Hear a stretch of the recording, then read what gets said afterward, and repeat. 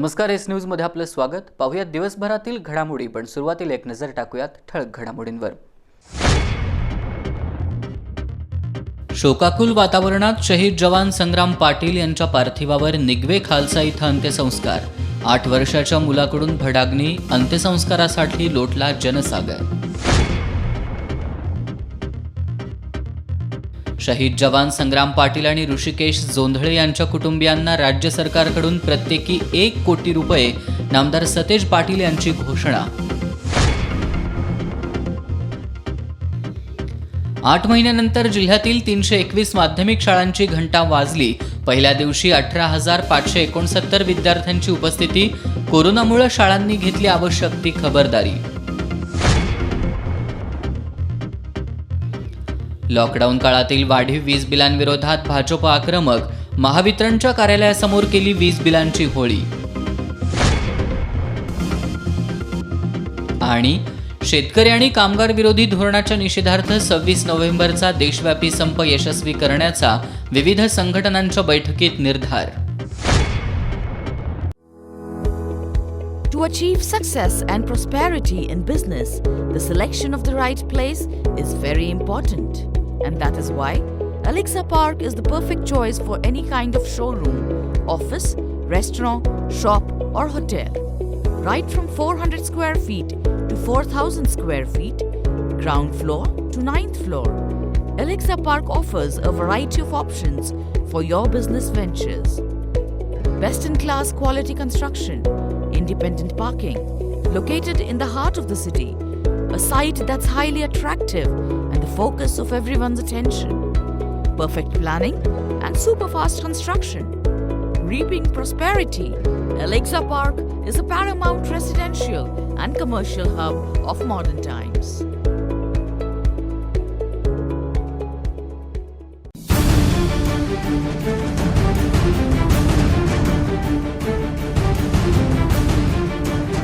राजकारणाची खबरबात, समाजकारणाचा मागोवा,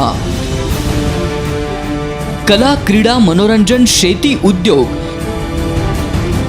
कुठं काय घडलंय बिघडलंय, बातमीला योग्य न्याय देणारा, कोल्हापूरचा बुलंद आवाज. एस न्यूज कोल्हापूर, सदैव तुमच्या सोबत.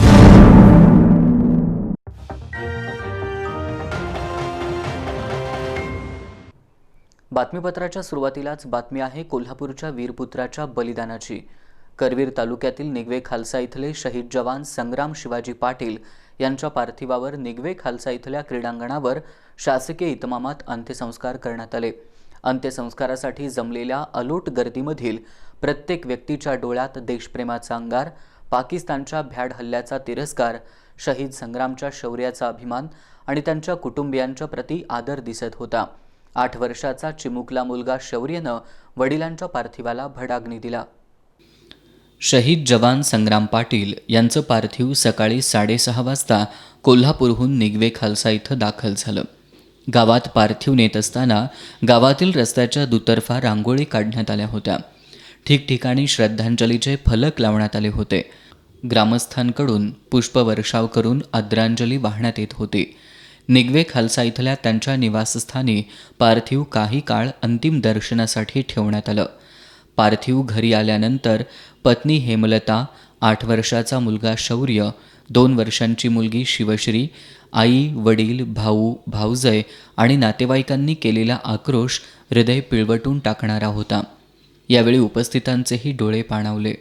संग्राम यांच्या घरापासून अंत्ययात्रेला सुरुवात झाली. अंत्ययात्रेच्या मार्गावरील गल्ल्यांमधील रस्ते ग्रामस्थांनी रांगोळ्या आणि फुलांचा सडा टाकून सजवले होते. गावातील चौकाचौकांमध्ये शहीद जवान संग्राम पाटील यांच्या श्रद्धांजलीचे फलक लावले होते. गल्लीमधून फुलांनी सजवलेल्या ट्रॉलीतून संग्रामचा पार्थिव देह जात असताना महिलांनी फुलांचा वर्षाव करत निरोप दिला. काही महिलांनी औक्षणही केलं. अंत्ययात्रा क्रीडांगणावर आल्यानंतर उपस्थित तरुणांनी शहीद संग्राम पाटील अमर रहे, पाकिस्तान मुर्दाबादच्या घोषणांनी परिसर दणाणून सोडला होता. शाहू महाराज छत्रपती, पालकमंत्री आणि सैनिक कल्याण राज्यमंत्री सतेज पाटील, खासदार संजय मंडलिक, आमदार प्रकाश आबिटकर, आमदार ऋतुराज पाटील, आमदार चंद्रकांत जाधव, आमदार PN पाटील, जिल्हा परिषदेचे अध्यक्ष बजरंग पाटील, जिल्हाधिकारी दौलत देसाई, मुख्य कार्यकारी अधिकारी अमन मित्तल, जिल्हा पोलीस प्रमुख शैलेश बलकवडे, अतिरिक्त जिल्हा पोलीस प्रमुख तिरुपती काकडे, माजी आमदार KP पाटील, भाऊ संदीप पाटील, वडील शिवाजी पाटील, निवृत्त जिल्हा सैनिक कल्याण अधिकारी कर्नल प्रदीप ढोले, निवृत्त कर्नल शिवाजीराव बाबर, कर्नल विजय गायकवाड, 16 मराठा बटालियनचे सुभेदार मेजर बाळू तांबे, संतोष कोकणे, सुभेदार अनिल देसाई, स्टेशन कमांडर सुभेदार केशव दळवी, कर्नल BS नागेशकर, आजी माजी सैनिक संघटनांचे अध्यक्ष लक्ष्मीकांत हंडे, महाराष्ट्र सैनिक फेडरेशनचे अध्यक्ष माजी खासदार ब्रिगेडियर सुधीर सावंत, सरपंच पांडुरंग महाडेश्वर, पंचायत समितीच्या सभापती अश्विनी धोत्रे यांनी पुष्पचक्र अर्पण करून आदरांजली वाहिली. राज्य शासन शहीद जवानांच्या कुटुंबियांच्या पाठीशी आधार देण्यासाठी उभा आहे. तरुणांना प्रेरणा देण्यासाठी शहीद जवान संग्राम पाटील यांचा स्मृतिस्तंभ उभा करावा अशा शब्दात नामदार सतेज पाटील यांनी आपल्या भावना व्यक्त केल्या. पालकमंत्री म्हणून मी संग्राम पाटलांना मानवंदना देतो, श्रद्धांजली अर्पित करतो आणि त्यांची स्मृती जपण्याचं काम निगवे गावामध्ये सातत्याने या ठिकाणी होत राहण्यासाठी एक स्मृतिस्तंभ या गावामध्ये त्यांच्या पश्चात या ठिकाणी उभा करावा अशा पद्धतीची विनंती आमदार ऋतुराज पाटील आणि त्यांच्या सर्व सहकार्यांना मी या ठिकाणी करतो. खासदार संजय मंडलिक यांनीही सरकार शहीद कुटुंबियांच्या पाठीशी असल्याचं सांगितलं. महाराष्ट्र पोलीस आणि भारतीय लष्कराच्या जवानांनी हवेत बंदुकीच्या 3 फैरी झाडून आणि अंतिम बिगुल वाजवत मानवंदना दिली.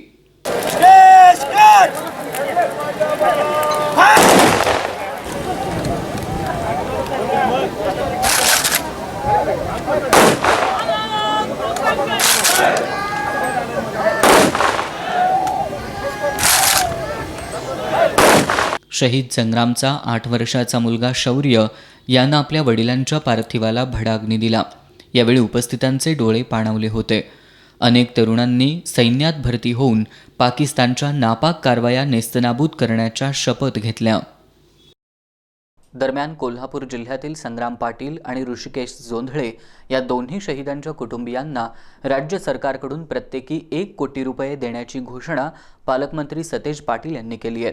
पाकिस्तानच्या हल्ल्यात शहीद झालेल्या संग्राम पाटील यांना आज अखेरचा निरोप देण्यात आला.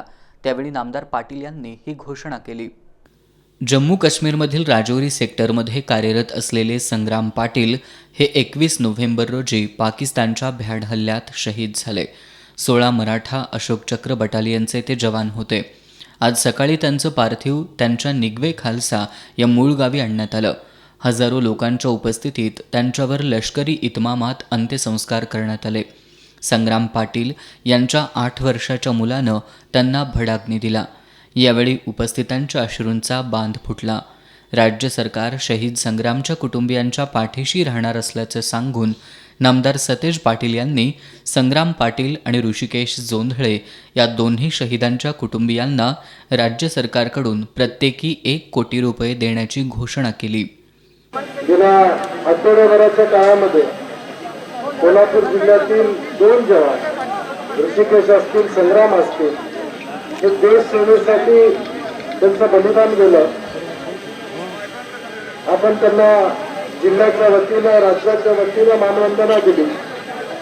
घरातली व्यक्ती गेल्यानंतर एक आघात त्या घरावर कोसळलेला आहे. आपण सांत्वन करत असताना राज्य शासन असेल, आम्ही असो, या कुटुंबियांच्या दुःखामध्ये निश्चितपणे सहभागी आहोत. आज संग्राम पाटील परत येऊ शकत नाही, परंतु या कुटुंबाला आधार देण्याची भूमिका राज्य शासन म्हणून निश्चितपणे आमची या ठिकाणी असणार आहे. आणि या ऋषिकेश असेल, संग्राम असेल, या दोन्ही कुटुंबियांना राज्य शासनाच्या वतीनं प्रत्येकी 1 कोटी रुपये देण्याची भूमिका राज्य शासनानं या ठिकाणी घेतलेली आहे. कोरोना संसर्गाच्या पार्श्वभूमीवर राज्यातील शाळा 23 नोव्हेंबरपासून सुरू करण्याची परवानगी देण्यात आली होती. त्यानुसार जिल्ह्यातील 321 माध्यमिक शाळांची घंटा आज पहिल्याच दिवशी वाजली. या शाळेमध्ये जवळपास 18,569 विद्यार्थी उपस्थित होते. स्थानिक पातळीवरील परिस्थिती पाहून टप्प्याटप्प्याने जिल्ह्यातील सर्व शाळा सुरू होणार आहेत. कोरोनाच्या संसर्गामुळे 22 मार्चपासून शाळा बंद राहिल्या. मात्र कोरोनाचा संसर्ग थोडा कमी झाल्यानंतर राज्य शासनानं 23 नोव्हेंबरपासून 9वी ते 12वी पर्यंतचे वर्ग सुरू करण्याचा निर्णय घेतला. त्यानुसार जिल्ह्यातील 1054 शाळांपैकी 321 शाळा आज पहिल्याच दिवशी सुरू राहिल्या. या शाळांमध्ये जवळपास 18,569 विद्यार्थी उपस्थित होते. कोरोना संसर्गाच्या पार्श्वभूमीवर पहिल्याच दिवशी शाळा सुरू होण्याला उत्स्फूर्त प्रतिसाद मिळाला. कोरोना संसर्गाचा आढावा घेऊनच जिल्ह्यातील सर्व शाळा पूर्ण क्षमतेने सुरू करण्याबाबत प्रशासन प्रयत्नशील असल्याची माहिती माध्यमिक शिक्षणाधिकारी किरण लोहार यांनी एस न्यूजशी बोलताना दिली. 4 वाजता आमचा आता आढावा आलेला आहे. जिल्ह्यातील एकूण 321 शाळा या सुरू झालेल्या आहेत. उर्वरित सर्व शाळांची जिथं शिक्षक आहेत त्यांची कोविड तपासणी झालेली नाही, त्यांनी RT-PCR चाचणी उद्यापासून आपापल्या तालुका कोविड सेंटरवर करून घ्यावी आणि त्यानंतर शाळा सुरू करण्याबाबत मुख्याध्यापकांनी स्थानिक समितीच्या अनुषंगाने निर्णय घ्यावा. पालकांचं संमतीपत्र आवश्यक आहे. फक्त 18,569 पालकांनी संमतीपत्र दिलेले आहेत. उर्वरित पालकांचं समुपदेशन करावं. जे विद्यार्थी शाळेमध्ये येऊ शकणार नाहीत मध्यंतरीच्या कालावधीमध्ये त्यांची ऑनलाईन शिक्षणाची व्यवस्था पूर्वीप्रमाणे चालू राहील. जिल्ह्यातील 321 शाळा सुरू झाल्या असल्या तरी कोल्हापूर शहरातील माध्यमिक शाळा सुरू होण्यास मात्र अल्प प्रतिसाद मिळाला. शहरातील केवळ 10 शाळा सुरू होत्या. पालकांचं संमतीपत्र अपेक्षेप्रमाणे न मिळाल्यानं शाळा बंद राहिल्या. मात्र शाळेत शिक्षक उपस्थित असल्याची माहिती शिक्षक नेते राजेश वरक यांनी दिली. शासनाच्या धोरणाप्रमाणे 23 नोव्हेंबरपासून महाराष्ट्रामध्ये शाळा सुरू करण्याचं 9वी ते 12वी शासनानं जाहीर केलं होतं. परंतु शाळा सुरू करण्याची जबाबदारी शासन घ्यायला तयार नाही. केंद्र शासन राज्य सरकारवरती जबाबदारी सोपवते. राज्य शासन जिल्हाधिकारी म्हणजे स्थानिक प्रशासनावरती जबाबदारी सोपवते. स्थानिक प्रशासन संस्थाचालकांच्यावरती, संस्थाचालक मुख्याध्यापकांच्यावरती ही जबाबदारी सोपवते आणि ती जबाबदारी कोणीच घ्यायला तयार नाही. खऱ्या अर्थानं आज तरीसुद्धा शिक्षकांनी आणि शालेय व्यवस्थापनानं सगळ्या शाळा सॅनिटायझर करून स्वच्छ करून शाळा सुरू करण्यासाठी तयारी केलेली होती. परंतु बहुतांश कोल्हापुरातील शाळा या बंद होत्या. शिक्षक सगळे शाळांमध्ये हजर होते, परंतु विद्यार्थी या ठिकाणी आलेले नाहीत. कारण पालकांना भीती आहे. दिल्लीमध्ये आणि इतर ठिकाणी कोरोनाचे पेशंट वाढायला लागलेले आहेत. तेव्हा पालकांना भीती वाटते की आपल्या मुलाला त्याचा धोका होऊ शकतो. त्यामुळे पालकांनी संमतीपत्रसुद्धा एकदम कमी प्रमाणात दिलेले आहेत आणि पालकांनी आपल्या मुलांना शाळेमध्ये पाठवायला सुद्धा त्यांच्या मनामध्ये एक भीती निर्माण झालेली आहे. आणि त्यामुळं कोल्हापूर शहरातील शाळा ह्या कमी प्रमाणात म्हणजे जवळजवळ या ठिकाणी बंदच होत्या. मुलं आलेली नव्हती, शिक्षक होते. खेड्यातील काही शाळा चालू असतील कारण खेड्यातली मुलं एकाच गावातली असतात, पण शहरातली मुलं ही वेगळ्या ठिकाणाहून येत असतात. त्याचबरोबर शाळा सुरू करण्यापाठीमागचा आणखी एक धोका जो आहे, शिक्षकांच्या टेस्ट ह्या पूर्ण झालेल्या नाही आहेत. शाळा सुरू करण्याआधी शिक्षकांच्या कोरोना चाचण्याही करण्यात येत आहेत. आत्तापर्यंत करण्यात आलेल्या चाचण्यांमध्ये 46 शिक्षक आणि शिक्षकेतर कर्मचारी कोरोना पॉझिटिव्ह आढळलेत. कोरोनाच्या पार्श्वभूमीवर आवश्यक ती खबरदारी आणि काळजी घेऊनच माध्यमिक शाळा सुरू करण्यास प्राधान्य राहणार असल्याचं माध्यमिक शिक्षणाधिकारी किरण लोहार यांनी सांगितलं. दरम्यान शहरात अनेक पालकांनी शाळांमध्ये मुलांना पाठवणं टाळलं. कोरोनाची लस येत नाही तोपर्यंत शासनानं शाळा कॉलेज सुरू करण्याची घाई करू नये, ऑनलाईन शिक्षणावर भर द्यावा अशी मागणी पालकांनी केली आहे. राज्य शासनाच्या वतीनं 23 नोव्हेंबरपासून 9वी ते 12वी पर्यंतचे वर्ग सुरू करण्याचे आदेश दिलेत. त्यानुसार आज जिल्ह्यातील काही शाळा सुरू झाल्या. शहरात मात्र कोरोनाच्या भीतीमुळे बहुतांश पालकांनी विद्यार्थ्यांना शाळेत पाठवलं नाही. शासनानं ऑनलाईन शिक्षणावर भर द्यावा, कोरोनाची लस येत नाही तोपर्यंत शाळा कॉलेज सुरू करण्याची घाई करू नये अशी प्रतिक्रिया पालकांनी व्यक्त केली आहे. पालकांचे संमतीपत्र आम्ही घेतलेले होती, पण जे अपेक्षित आहे त्याप्रमाणे पालकांची संमतीपत्र आम्हाला अजून मिळावे तशी आलेली नाहीत. त्याचप्रमाणे आमच्या शिक्षकांचे सुद्धा कोविड टेस्ट स्वॅब घेण्यासाठी सांगितलेले होते, त्याचे रिपोर्ट्सही अजून आमच्याकडे आलेले नाहीत. काही नेमकेच रिपोर्ट आलेले आहेत. तर आज शिक्षण उपसंचालक श्रीयुत सोनवणे साहेब यांनी आज आमच्या शाळेला भेट दिली आणि त्यांनी शाळेचा आढावा घेतला. तर त्यांनी अशा सूचना केल्या की तुमच्या सर्व शाळेच्या शिक्षकांची स्वॅब आल्यानंतर तुम्ही तुमच्या टप्प्याटप्प्याने तुमची शाळा सुरू करावी. सुरुवातीला तुम्ही 10वीचे वर्ग सुरू करा आणि टप्प्याटप्प्याने जसे वर्ग येतील त्याप्रमाणे तुम्ही शाळेचे तुमच्या नियोजन करा, अशा पद्धतीच्या त्यांनी आम्हाला सूचना दिल्या. वाढीव वीज बिलांच्या निषेधार्थ भारतीय जनता पार्टीच्या वतीनं आज राज्यभर आंदोलन करण्यात आलं. कोल्हापूर जिल्ह्यातही आज महावितरण कार्यालयासमोर वीज बिलांची होळी करण्यात आली. यावेळी सरकारचा तीव्र निषेध करत कार्यकर्त्यांनी महाविकास आघाडी सरकारविरोधात जोरदार घोषणाबाजी केली. कोरोना काळातील वीज बिलं माफ केली जात नसल्याच्या निषेधार्थ महावितरण कार्यालयासमोर आज भाजपच्या वतीनं आंदोलन करण्यात आलं. यावेळी जोरदार घोषणाबाजी करत सरकारचा तीव्र निषेध करण्यात आला. वीज बिलं माफ झालीच पाहिजेत अशा घोषणांनी परिसर दणाणून गेला होता.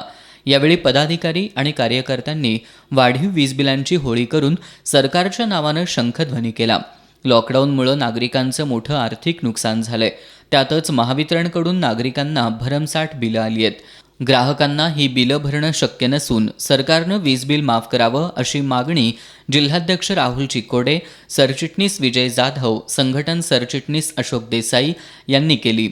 याप्रसंगी सरचिटणीस दिलीप मेत्राणी, हेमंत आराध्ये, गणेश देसाई, राजू मोरे, संजय सावंत, विजय अगरवाल, सचिन तोडकर, दीपक काटकर, दिग्विजय कालेकर आदींसह भाजप पदाधिकारी उपस्थित होते. दरम्यान इचलकरंजीतही भारतीय जनता पार्टीच्या वतीनं वीज बिलांची होळी करण्यात आली. यावेळी लॉकडाऊन काळातील 100 युनिटपर्यंत वीज बिल माफ करावं अशी मागणीही करण्यात आली. भाजपच्या वतीनं मलाबादे चौकात वीज बिलांची होळी करून सरकारविरोधात घोषणाबाजी करण्यात आली. महाविकास आघाडी सरकारनं वीज बिल माफ करण्याचं आश्वासन दिलं होतं. मात्र वीज भरायला सांगून जनतेशी खोटं बोलणाऱ्या सरकारचा तीव्र शब्दात निषेध करण्यात आला. आंदोलनात इचलकरंजी भाजपचे शहराध्यक्ष अनिल डाळ्या, इचलकरंजीच्या नगराध्यक्ष अलका स्वामी, उपनगराध्यक्ष तानाजी पोवार, ज्येष्ठ नेते धोंडीराम जावळे, अरुण कुंभार, सुनील महाजन, किसन शिंदे, विनोद कांकाणी, अमर कांबळे यांच्यासह भाजपचे कार्यकर्ते उपस्थित होते.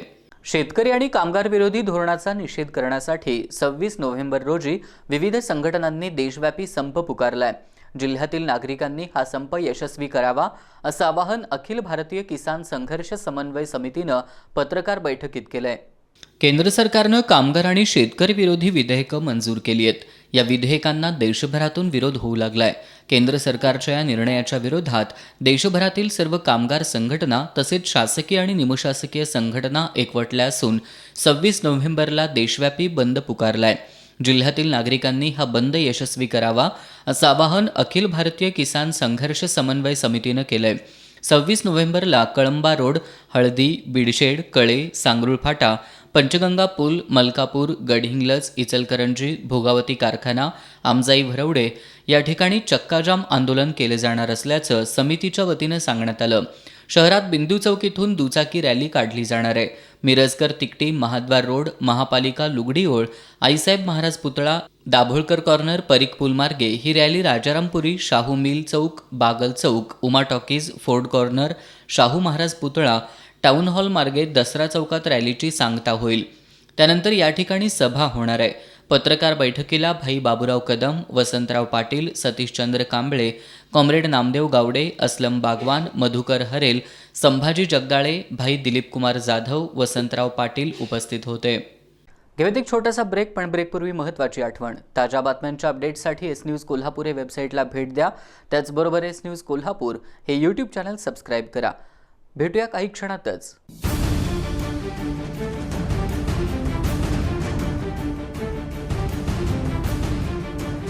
राजकारणाची खबरबात, समाजकारणाचा मागोवा, कला, क्रीडा, मनोरंजन, शेती, उद्योग, कुठं काय घडलंय बिघडलंय, बातमीला योग्य न्याय देणारा कोल्हापूरचा बुलंद आवाज एस न्यूज कोल्हापूर, सदैव तुमच्या सोबत.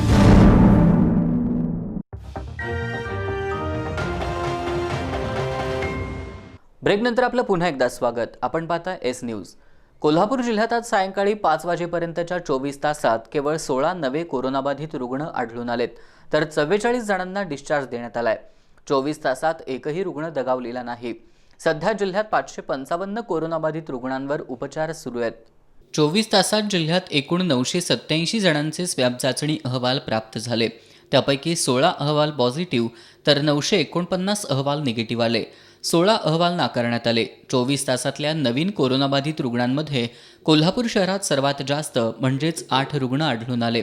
त्यापाठोपाठ करवीर तालुक्यात 4, कागल, शिरोळ तालुक्यात प्रत्येकी 1 आणि सर्व नगरपालिका क्षेत्रात मिळून 1 रुग्ण आढळून आला. जिल्ह्यातील कोरोनाबाधित रुग्णांची आत्तापर्यंतची एकूण संख्या 48,932 इतकी झाली आहे. 24 तासात 44 रुग्णांना डिस्चार्ज देण्यात आला आहे. त्यामुळे डिस्चार्ज दिलेल्या रुग्णांची एकूण संख्या 46,706 झाली आहे. 24 तासात एकही रुग्ण दगावला नाही. सध्या जिल्ह्यात 555 कोरोनाबाधित रुग्णांवर उपचार सुरू आहेत. शिवाजी विद्यापीठातील बाळासाहेब खर्डेकर ग्रंथालय आणि अभ्यासिका तात्काळ सुरू करावी अशी मागणी ऑल इंडिया स्टुडंट फेडरेशननं केली आहे. या मागणीसाठी फेडरेशनच्या वतीनं विद्यापीठाच्या प्रवेशद्वारावर प्रतिकात्मक अभ्यास आंदोलन करत विद्यापीठ प्रशासनाचं लक्ष वेधलं. ऑल इंडिया स्टुडंट फेडरेशननं 1 महिन्यापूर्वी कुलगुरूंना निवेदन देऊन महाराष्ट्र शासनाच्या आदेशानुसार ग्रंथालय अभ्यासिका सुरू कराव्यात, त्याप्रमाणे शिवाजी विद्यापीठ आवारातील बाळासाहेब खर्डेकर ग्रंथालय अभ्यासिका सुरू करावी अशी मागणी केली होती. मात्र विद्यापीठ प्रशासनानं अद्याप ग्रंथालय आणि अभ्यासिका सुरू केलेली नाही. औरंगाबाद विद्यापीठासह इतर विद्यापीठामध्ये अभ्यासिका सुरू झाल्यात.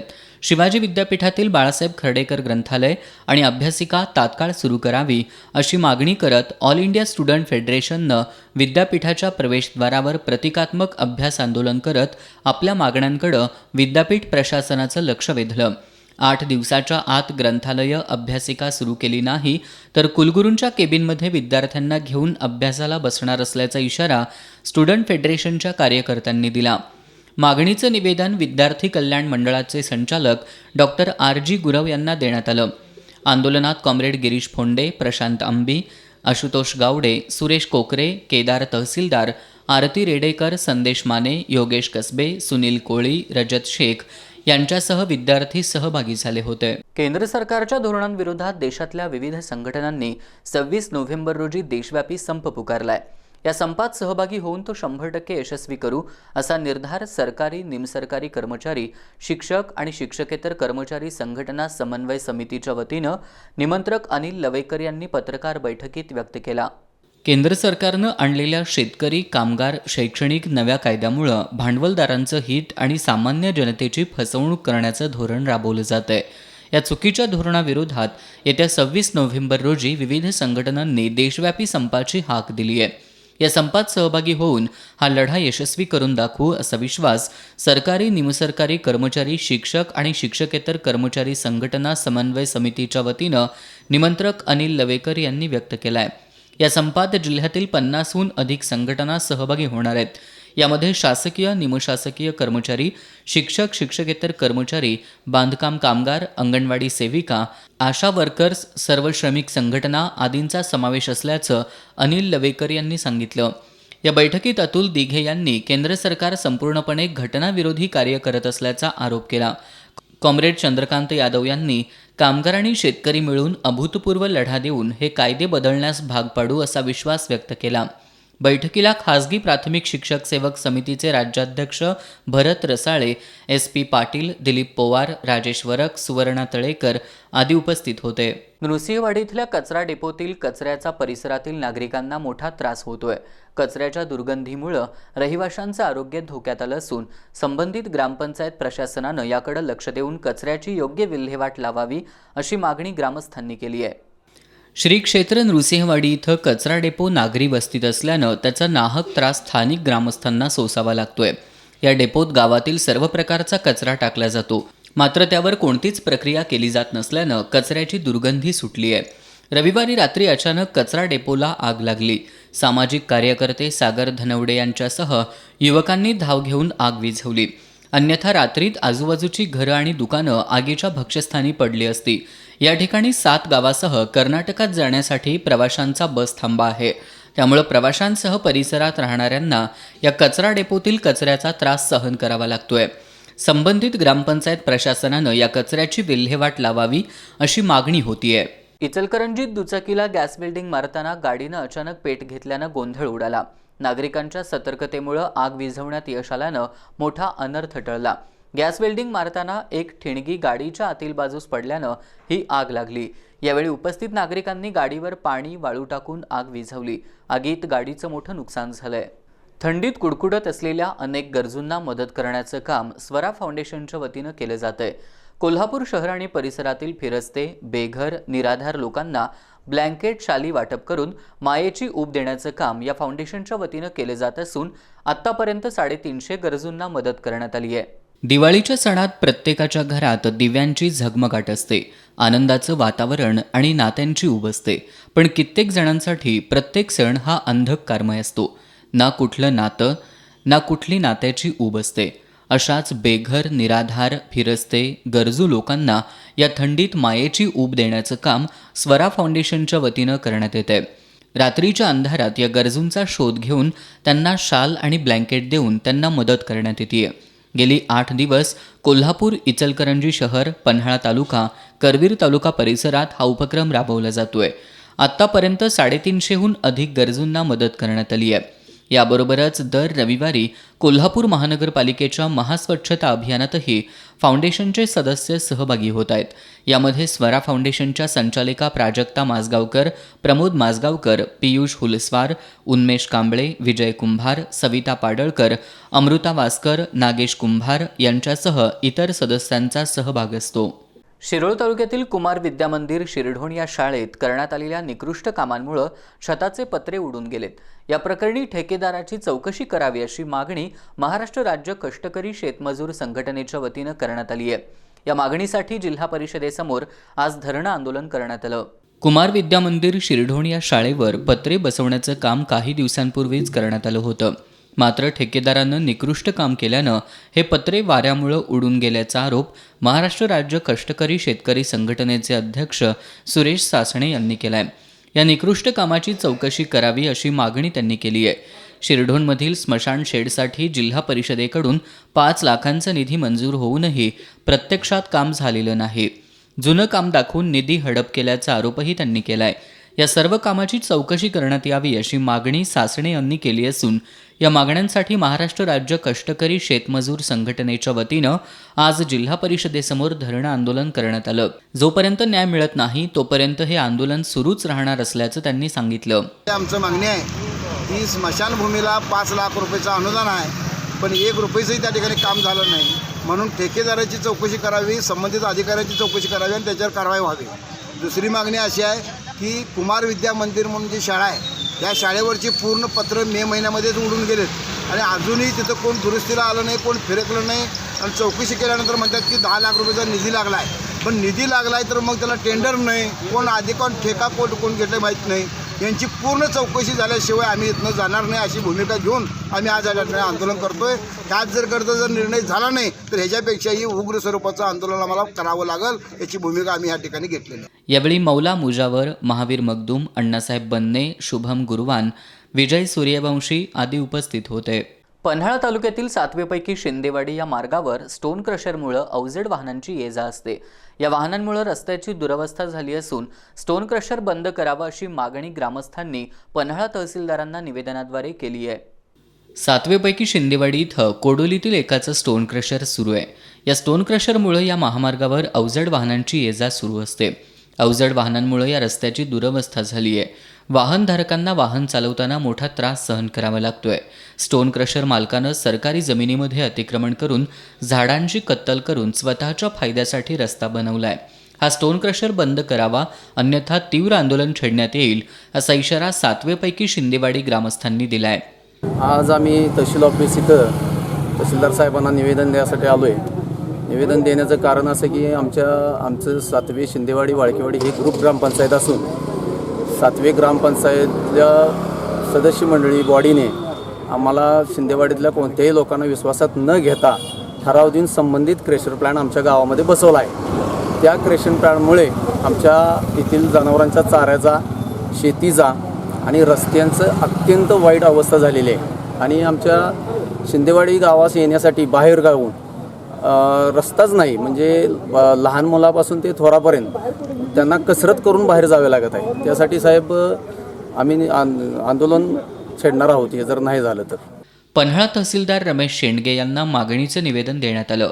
यावेळी विकास शिंदे, पांडुरंग शिंदे, विलास शिणगारे, आनंदा गुडेकर, बाबासो खोमणे, भरत चव्हाण, बाबासो शिणगारे यांच्यासह ग्रामस्थ उपस्थित होते. जिल्ह्यातील अॅट्रॉसिटीच्या 3 प्रकरणात पोलीस चुकीच्या पद्धतीने तपास करत असून गुन्हेगारांना पाठीशी घालत असल्याचा आरोप दलित महासंघाच्या वतीनं करण्यात आलाय. या प्रकरणांचा तपास योग्य पद्धतीनं करण्यात यावा, तसंच वाढत असलेल्या दलित अत्याचाराविरुद्ध 25 नोव्हेंबरला जिल्हाधिकारी कार्यालयासमोर आक्रोश आंदोलन करण्यात येणार आहे, अशी माहिती दलित महासंघानं पत्रकार बैठकीत दिली आहे. जाफळे इथल्या प्रमोद संभाजी तडाके या युवकावर गावातील काही तरुणांनी मागवळून पाहिल्याच्या रागातून मारहाण केली. पुसाळे इथं क्षुल्लक कारणातून अशोक श्रीपती गायकवाड आणि कुमार श्रीपती गायकवाड यांना बेदम मारहाण करण्यात आली. तर गडिंग्लज तालुक्यातील करंबळी या गावातील विजय सिद्धू दावणे, पांडुरंग अप्पा दावणे यांना शेतामधून रस्ता देण्याच्या कारणावरून मारहाण करण्यात आली आहे. या तिन्ही प्रकरणात सुरुवातीला गुन्हा दाखल करून घेण्यास संबंधित तालुक्यातील पोलीस ठाण्यात टाळाटाळ करण्यात आल्याचं दलित महासंघाच्या वतीनं सांगण्यात आलं. मात्र जिल्हा पोलीस प्रमुखांची भेट घेतल्यानंतर संबंधित पोलीस ठाण्यात गुन्हा नोंद करण्यात आला. संबंधित पोलीस अधिकारी चुकीच्या पद्धतीनं तपास करत असून संशयित आरोपींना पाठीशी घालत असल्याचा आरोप दलित महासंघाच्या वतीनं करण्यात आलाय. या तिन्ही प्रकरणाचा तपास योग्य पद्धतीनं करण्यात यावा, या मागणीसह अन्य मागण्यांसाठी येत्या 25 नोव्हेंबर रोजी जिल्हाधिकारी कार्यालयासमोर आक्रोश आंदोलन करणार असल्याचं जिल्हाध्यक्ष बाबासाहेब दबडे यांनी सांगितलं. कोल्हापूर जिल्हा हा पुरोगामी विचाराचा जिल्हा आहे. या जिल्ह्यामध्ये अलीकडे दलितांच्यावरती अतिशय अशा घृणास्पद अन्याय आणि अत्याचार होत आहे. या अन्याय अत्याचाराला पोलीस प्रशासनाकडून योग्य प्रकारे न्याय मिळत नाही. पोलीस प्रशासन हे आरोपींना पाठीशी घालत आहे. या घटनेचा दलित महासंघातर्फे जाहीर निषेध करत आहे आणि येणाऱ्या काळामध्ये आम्ही 25 तारखेला जिल्हाधिकारी कार्यालयाच्या समोर जोपर्यंत आरोपींना अटक होत नाही तोपर्यंत आम्ही त्या ठिकाणी आंदोलन छेडणार असं जाहीर करत आहे. यावेळी अप्पासाहेब कांबळे, अनिल मिसाळ, महेश कांबळे, अमोल महापुरे, जखमी प्रमोद तडाके, अशोक गायकवाड आदी उपस्थित होते. घेऊयात एक छोटासा ब्रेक, पण ब्रेकपूर्वी महत्त्वाची आठवण. ताज्या बातम्यांच्या अपडेटसाठी एस न्यूज कोल्हापूर या वेबसाईटला भेट द्या. त्याचबरोबर एस न्यूज कोल्हापूर हे यूट्यूब चॅनल सबस्क्राईब करा. भेटूया काही क्षणातच.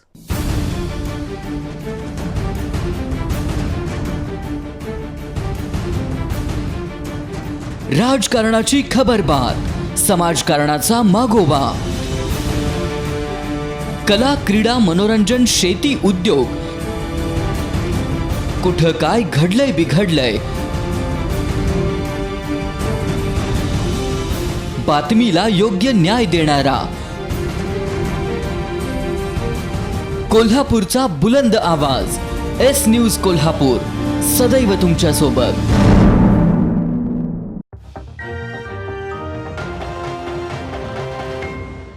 ब्रेकनंतर आपलं पुन्हा एकदा स्वागत.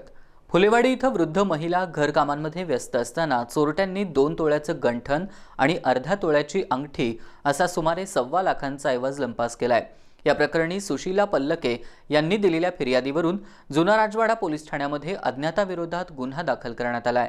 मूळच्या कुरुंदवाड इथल्या सुशीला पल्लके या गेल्या काही महिन्यांपासून फुलेवाडी 6व्या बसस्टॉप जवळील गणेश कदम यांच्या चाळीमध्ये भाडेकरू म्हणून राहत आहेत. रविवारी रात्री त्या घरकामांमध्ये व्यस्त होत्या. त्यावेळी चोरट्यांनी त्यांच्या घरात घुसून कपाटातील 2 तोळ्याचे गंठण आणि अर्ध्या तोळ्याची अंगठी असा सुमारे 1.25 लाख रुपये किमतीचा ऐवज लंपास केलाय. काही वेळानंतर आपले दागिने चोरीला गेल्याचं सुशीला पल्लके यांच्या निदर्शनास आलं. त्यानंतर त्यांनी अज्ञाताविरोधात जुना राजवाडा पोलीस ठाण्यामध्ये फिर्याद दाखल केली आहे. शाहूपुरीतील छत्रपती शिवाजी तरुण मंडळानं पाकिस्तानच्या भ्याड हल्ल्याचा निषेध केलाय.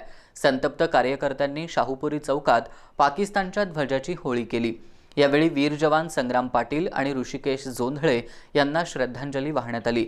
वीर जवान अमर रहे, भारत माता की जय, पाकिस्तान मुर्दाबाद अशा घोषणाही देण्यात आल्या.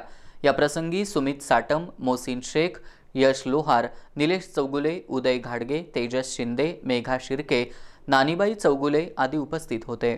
वाढीव वीज बिल माफ करण्यात यावीत यासाठी श्री गहिनीनाथ कृषी विज्ञान मंडळ आणि स्वाभिमानी शेतकरी संघटनेच्या वतीनं आज कागल इथल्या खर्डेकर चौकात आंदोलन करण्यात आलं. यावेळी वीज बिलांची होळी करण्यात आली. सरकारनं वीज बिल माफ न केल्यास महामार्ग रोको आंदोलन करू असा इशाराही यावेळी देण्यात आला। आंदोलनात मंडळाचे अध्यक्ष रमेश माळी, संघटनेचे जिल्हा उपाध्यक्ष सागर कोंडेकर, राजेंद्र बागल, साताप्पा माळी, प्रकाश चव्हाण, रमेश मांडवकर, नितेश कोगनोळी, स्वप्नील शहा, राजू मगर यांच्यासह कार्यकर्ते उपस्थित होते। घर तिथं सभासद या शिवसेनेच्या सभासद नोंदणीला गांधीनगर इथून प्रारंभ करण्यात आलाय।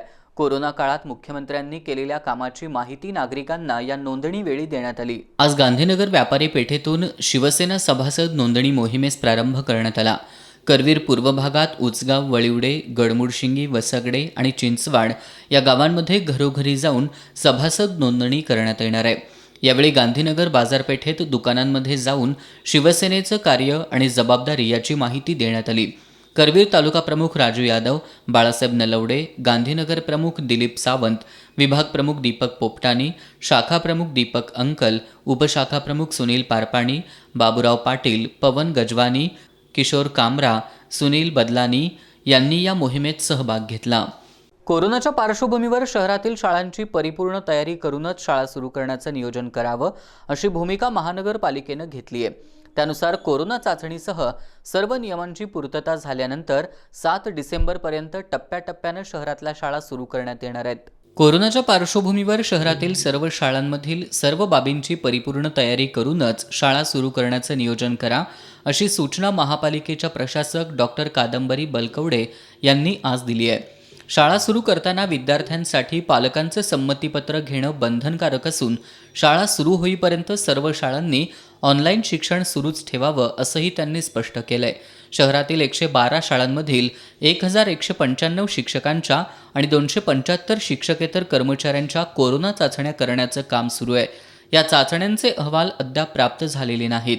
हे अहवाल टप्प्याटप्प्यानं येणार असून त्यामुळेच 7 डिसेंबरपर्यंत टप्प्याटप्प्यानं शहरातल्या शाळा सुरू करण्यात येणार आहेत। शिक्षकांचे रिपोर्ट्स आमच्याकडे प्राप्त होत नाहीत तोपर्यंत ती शाळा सुरू करणं योग्य ठरणार नाही। ज्या शिक्षकांचे काही पॉझिटिव्ह जर दुर्दैवानं जर काही पॉझिटिव्ह रिपोर्ट आले तर अशा शिक्षकांनी शाळेमध्ये न येता त्यांनी आपल्यावर योग्य त्या ठिकाणी औषधोपचार करून घेण्याबाबतची आम्ही त्यांना सूचना दिलेली आहे। त्यानुसार ती कार्यवाही होईल। याचबरोबर आम्ही आदरणीय कोल्हापूर महानगरपालिकेच्या प्रशासक डॉक्टर कादंबरी बलकवडे मॅडम यांनी सॅनिटायझेशन असेल, याचबरोबर पालकांचे संमतीपत्र घेण्याची कार्यवाही असेल, याचबरोबर शिक्षकेतर कर्मचाऱ्यांची तपासणी असेल, यासारख्या ज्या शासनाने दिलेल्या ज्या नियम अटी आहेत त्या नियम अटींचं पालन करूनच शाळा सुरू करण्याबाबतचा निर्णय घेतलेला आहे। जरी महाराष्ट्र शासनानं 23 नोव्हेंबरपासून शाळा सुरू करण्यासाठी परवानगी दिलेली असली तरीसुद्धा त्यांनी स्थानिक परिस्थितीनुसार ह्या सर्व गोष्टीची पूर्तता झाल्यानंतरच मग शाळा सुरू करण्याबाबत टप्प्याटप्प्याने शाळा सुरू करण्याबाबत आदेशित केलेला आहे। आणि यानुसार आदरणीय बलकवडे मॅडम प्रशासक कोल्हापूर महानगरपालिका यांनी 6 डिसेंबरपर्यंत ही सर्व पूर्तता करून घेण्याच्या सूचना दिलेल्या आहेत आणि 7 डिसेंबरपासून आपल्या कोल्हापूर शहरातील माध्यमिक शाळा सुरू होतील असं आपण याबाबतचं नियोजन आपण केलेलं आहे। उमेदवारांचा पराभव झाल्यास महाविकास आघाडीची मोठी बदनामी होईल, त्यामुळे विरोधकांना छाती वर काढू देऊ नका। मतदानासाठी अवघे काही दिवस राहिल्यानं हाडांची काडं आणि रक्ताचं पाणी करून कामाला लागा असं आवाहन ग्रामविकास मंत्री हसन मुश्रीफ यांनी केलंय। विधान परिषदेच्या पुणे पदवीधर आणि शिक्षक मतदारसंघांच्या निवडणुकीच्या पार्श्वभूमीवर झालेल्या आजी माजी नगरसेवकांच्या मेळाव्यात ते बोलत होते। विधान परिषदेच्या पुणे पदवीधर मतदारसंघाचे उमेदवार अरुण लाड आणि शिक्षक मतदारसंघाचे उमेदवार प्राध्यापक जयंत असगावकर यांच्या प्रचाराच्या पार्श्वभूमीवर आज महाविकास आघाडीच्या आजी माजी नगरसेवक आणि प्रमुख कार्यकर्त्यांच्या मेळाव्याचं आयोजन करण्यात आलं होतं। मेळाव्याच्या अध्यक्षस्थानी ग्रामविकास मंत्री हसन मुश्रीफ होते। यावेळी बोलताना मंत्री मुश्रीफ यांनी कोरोनामुळे उद्भवलेल्या कठीण काळातही राज्य सरकारनं चांगल्या प्रकारे काम केल्याचं सांगितलं। कोरोना काळात झालेली कामं लोकांपर्यंत पोहोचवा असं आवाहन त्यांनी केलं। भाजप सरकारकडून प्रत्येक मुद्द्यावर महाविकास आघाडी सरकारला लक्ष करण्यात येत आहे। हिंदुत्वाच्या मुद्द्यावरून मुख्यमंत्री उद्धव ठाकरे यांना वारंवार कोंडीत पकडण्याचा प्रयत्न भाजपचे नेते करतायत। त्यामुळे महाविकास आघाडीतील नेत्यांवरील आरोप आता सहन न करता कार्यकर्त्यांनी खवळून उठलं पाहिजे असंही मंत्री मुश्रीफ यांनी सांगितलं। पुणे पदवीधर आणि शिक्षक मतदारसंघांची निवडणूक गांभीर्यानं घ्या या निवडणुकीत पराभव झाल्यास मोठी नाचक्की होईल. त्यामुळेच हाडाची काढ आणि रक्ताचं पाणी करून कार्यकर्त्यांनी कामाला लागावं असं आवाहनही ग्रामविकास मंत्री हसन मुश्रीफ यांनी केलंय.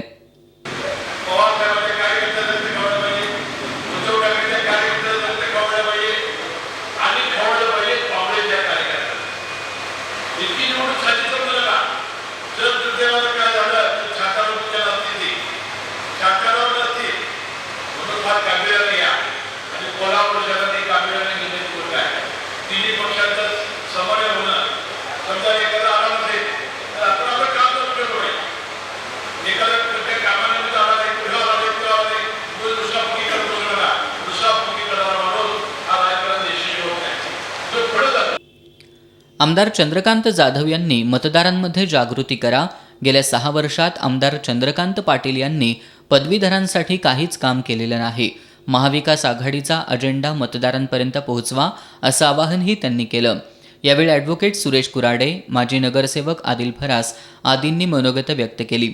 मेळाव्याला काँग्रेसचे शहराध्यक्ष प्रल्हाद चव्हाण, माजी महापौर ॲडव्होकेट महादेव आडगुळे, माजी नगरसेवक राजेश लाटकर, शिवसेनेचे शहरप्रमुख रवी किरण इंगवले, राष्ट्रवादीचे शहराध्यक्ष आर के पवार, उपमहापौर संजय मोहिते, जिल्हा बँकेचे संचालक भैया माने यांच्यासह आजी माजी नगरसेवक, पदाधिकारी, कार्यकर्ते उपस्थित होते.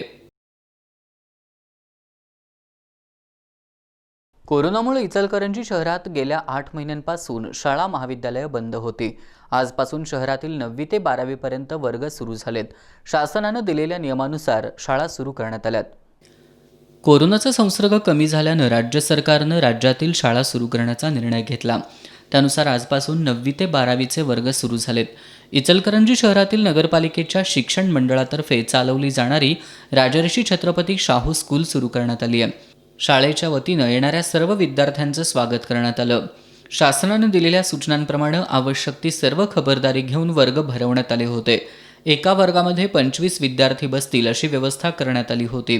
पालकांकडून प्रतिज्ञापत्र घेऊनच विद्यार्थ्याला शाळेत प्रवेश दिला जात होता. काही पालकांनी अजूनही आपल्या विद्यार्थ्यांना शाळेमध्ये पाठवण्यात असमर्थता दर्शवली आहे. थॅलेसेमिया रुग्णांना वेळेत रक्ताची गरज असते. या रुग्णांना रक्ताची कमतरता भासू नये यासाठी सामाजिक कार्यकर्ते दुर्गेश लिंगरस गेल्या अनेक वर्षांपासून रक्तदान शिबिराचं आयोजन करतायत. त्यानुसार बुधवारी सकाळी 9 ते रात्री 10 पर्यंत राजारामपुरी दुसऱ्या गल्लीत रक्तदान शिबिराचं आयोजन करण्यात आलंय. कोल्हापुरातील सामाजिक कार्यकर्ते दुर्गेश लिंगरस यांच्या वतीनं गेल्या 16 वर्षापासून रक्तदान शिबिर आयोजित करण्यात येतं. थॅलेसेमिया आजार असणाऱ्या रुग्णांना वेळेत आणि आवश्यकतेनुसार अखंडित रक्तपुरवठा व्हावा यासाठी ते अविरत प्रयत्न करतायत. कोरोनामुळे रक्तदान शिबिरं घेता आली नाहीत. त्यामुळे सर्वत्र रक्ताचा तुटवडा जाणवत असल्यानं थॅलेसेमिया रुग्णांना रक्ताचा पुरवठा होऊ शकलेला नाही. याची दखल घेऊन लिंगरस यांनी बुधवारी रक्तदान शिबिर आयोजित केलंय.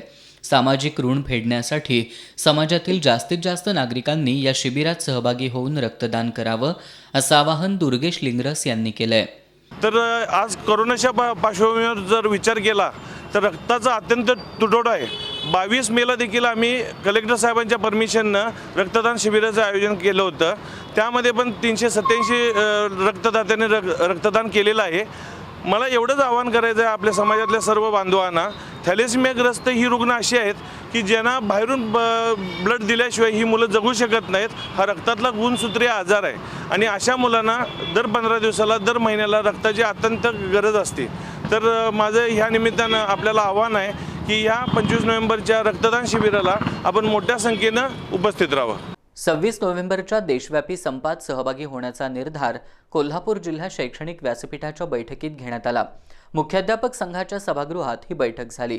शैक्षणिक व्यासपीठाचे सभाध्यक्ष SD लाड यांनी संविधान दिनादिवशी होणारा संप संविधान वाचवण्यासाठी असल्याचं सांगितलं. बैठकीला शिक्षक नेते भरत रसाळे, शिक्षण संस्थाचालक संघ अध्यक्ष वसंतराव देशमुख, अध्यक्ष सुरेश संगपाळ, सचिव दत्ता पाटील, प्राध्यापक CM गायकवाड, सुधाकर निर्मळे, प्राचार्य प्रभाकर हेरवाडे, संतोष आयरे, सुधाकर सावंत यांच्यासह शिक्षक संघटनेचे पदाधिकारी उपस्थित होते.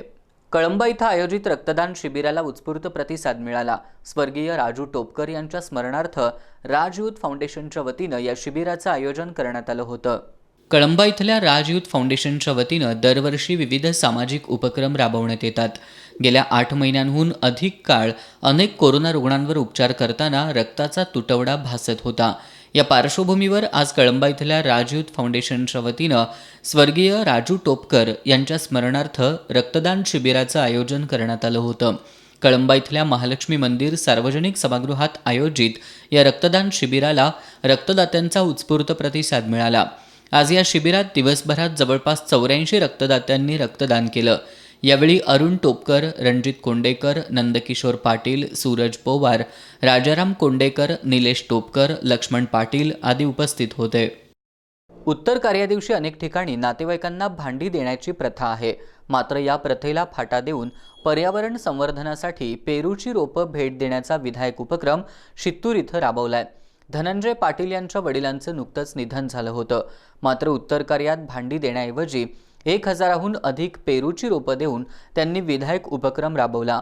यावेळी शिवसेना उपजिल्हाप्रमुख नामदेव गिरी, पांडुरंग रौदे, पत्रकार सुखदेव गिरी आदी उपस्थित होते. सांगरोळ इथं आयोजित फुटबॉल स्पर्धेत हॉटेल हिलरॉक संघानं विजेतेपद पटकावलं. शिवराज खाडे युवा मंचच्या वतीनं या स्पर्धेचं आयोजन करण्यात आलं होतं. या स्पर्धेत 48 संघांनी सहभाग घेतला होता. प्रकाश झोतात स्पर्धेचा अंतिम सामना हॉटेल हिलरॉक आणि सांगरूळ हँडबॉल क्लब यांच्यात झाला. पूर्वार्धात हॉटेल हिलरॉकच्या कौशिक महाडिक यानं गोल करून संघाला आघाडी मिळवून दिली. त्यानंतर सिमोन देसा यानं गोल करून संघाला 2-0 अशी आघाडी मिळवून दिली. सांगरूळ फुटबॉल क्लबच्या अभिषेक मेहतर आणि इम्रान मणेर यांनी प्रत्येकी 1 गोल करून सामना बरोबरीत आणला. उत्तरार्धात हॉटेल हिलरॉकच्या सिमोन देसाई यानं गोल करून आघाडी मिळवून दिली. त्यानंतर शेवटच्या 5 मिनिटात हॉटेल हिलरॉकच्या कौशिक महाडिक यानं गोल करून संघाला 4-2 अशी आघाडी मिळवून दिली. हीच आघाडी कायम राखत हॉटेल हिलरॉक संघानं हा सामना 4-2 अशा गोलफरकानं जिंकला. तिसऱ्या क्रमांकासाठी सांगरूळ फुटबॉल क्लब आणि भामटे फुटबॉल क्लब यांच्यात लढत झाली.